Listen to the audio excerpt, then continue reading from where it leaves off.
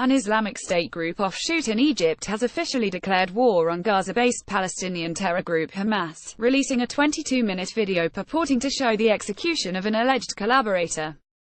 Never surrender to them. Use explosives, silenced pistols, and sticky bombs.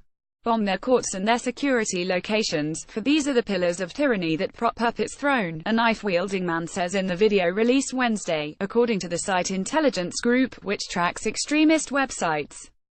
The video shows a man on his knees wearing an orange jumpsuit, similar to the footage of the group's execution of American and British hostages in 2014.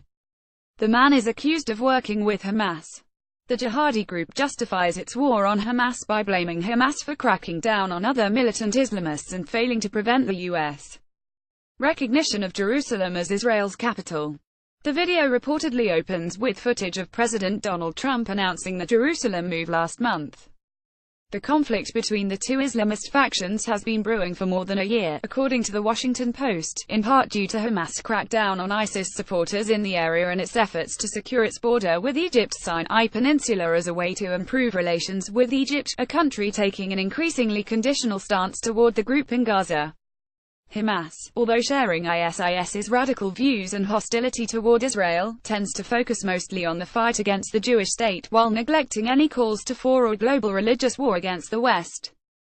The ISIS offshoot in Sinai, however, is taking a more extreme approach, carrying out an attack on an Egyptian mosque last year that killed more than 300 people, the Post reported. In Wednesday's video, Hamas is criticized for following in the footsteps of the disbelieving West. The latest call to war, however, is nothing new. In 2015, Islamic State militants threatened to oust Hamas from power, citing their lack of enforcement of Islam in the territory, Reuters reported.